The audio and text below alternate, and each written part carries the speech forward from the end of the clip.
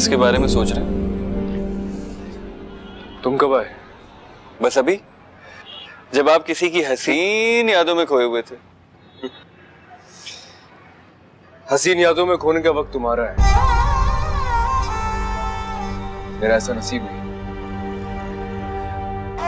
लगता है बहुत मोहब्बत करते हैं आप उससे। किससे?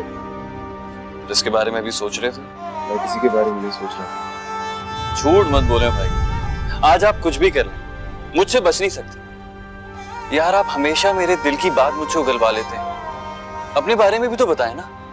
वैसे बहुत खास होगी वो लड़की जिसने मेरे भाई के पत्थर जैसे दिल में दरार डाल दी।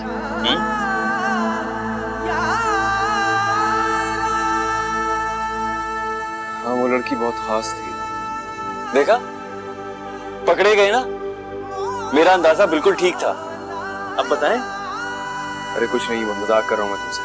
अब तो आप यही कहेंगे कि मैं मजाक कर रहा था, मुंह से बात जो निकल गई है। अरे यार अब तो बता दे, मैं आपका भाई हूं, प्लीज बताएं कौन है वो।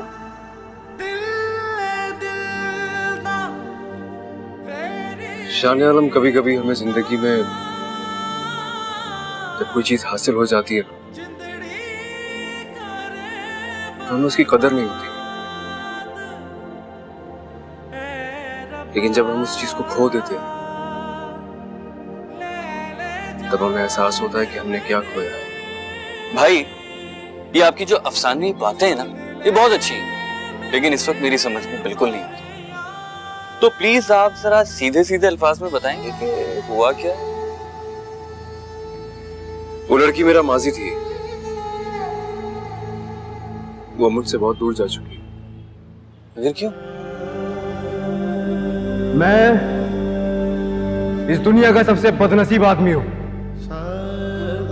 जिसकी शादी मरियम जैसी आवारा और बदकिरदार लड़की के साथ हुई है।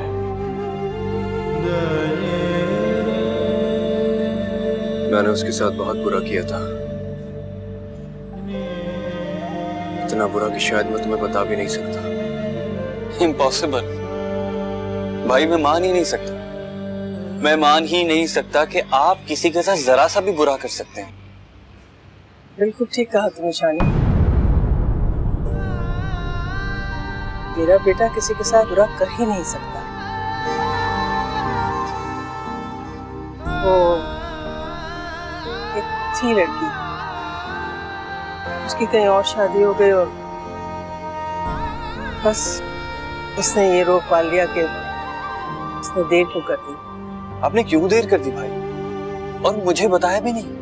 यही तो, हालांकि वो लड़की भी इसको बहुत पसंद करती थी, बस उसने भी रोते रोते शादी की और मेरा बेटा मजदूर बन गया। मैं अपने रूम में हूँ।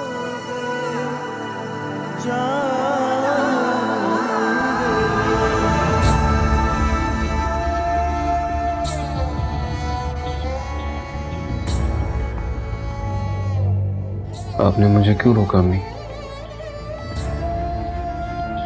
जब मैं सारी हकीकत शानी को बताना चाह रहा था तो आपने क्यों नहीं बताने दिया?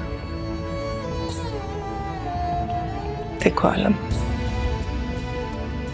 तुम्हारी इज्जत से बढ़कर कुछ भी नहीं है बेटा, और तुम अपने किए की सजा भुगत चुके हो। देखो बेटा, कल को शानी की दुल्हन इस घर में आएगी और ये बातें घर से निकलकर तुम्हारी बदनामी का बायस बनेंगी, और मैं नहीं चाहती कि कोई भी मेरे बेटे की तरफ एक उंगली भी उठाए। इसलिए इसे मेरा हुक्म समझो कि न शानी को न किसी और को, किसी को नहीं बताओगे इस चीज के बारे में, ठीक है? देखो बेटा, गलती इंसान से हो जाती है, लेकिन अक्लमंदी इसी में है बेटा कि खामोशी से ये सजा काटी जाए। सारे जमाने को बता के अपना तमाशा नहीं बनाना चाहिए। खामोशी इख्तियार कर लो बेटा।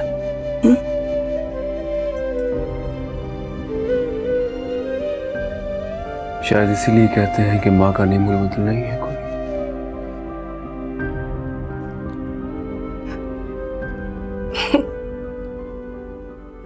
काम ये है कि अपनी औलाद को सर्द गर्म से बचाए समाने के। फिर मैं तुम्हें कैसे बदनाम होने दे सकती हूँ बेटा?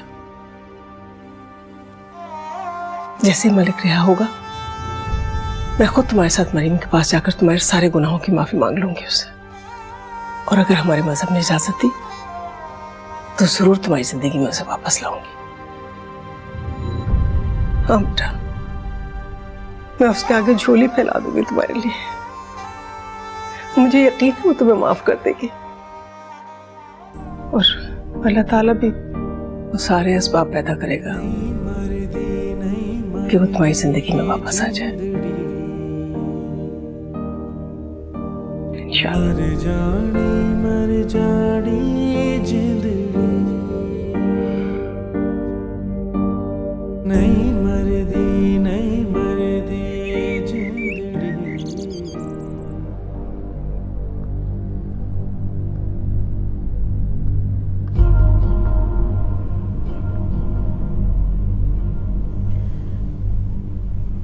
आपने कोई खास बात करने के लिए बुलाया था? ये बताना चाह रहा हूँ कि मैंने अम्मी से आपके बारे में बात कर ली है। 1-2 रोज में वो आपसे मिलने आएंगी।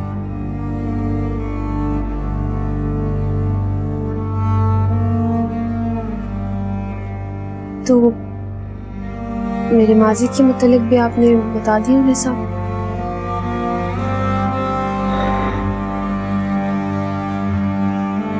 नहीं। क्यों? क्योंकि मैं चाहता हूं कि वो पहले आपको पसंद कर ले, उसके बाद सब कुछ बता दूंगा। तो अगर उसके बाद उन्होंने इनकार कर दिया तो क्या करेंगे आप? नहीं, ऐसा नहीं होगा, क्योंकि मैं जानता हूं ना, जब मेरी अम्मी आपसे मिलेंगी तो उन्हें भी मेरी तरह आपकी माजी से कोई गर्ज नहीं होगा।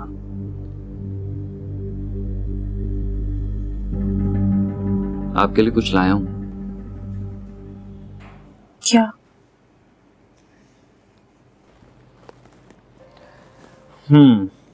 ये आपके लिए।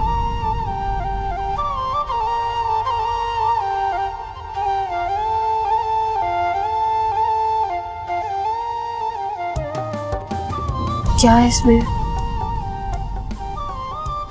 मेरी मोहब्बत का सबूत। अब इसी तरह मुझे देखती रहेंगी या इसे खोलकर भी देखेंगी?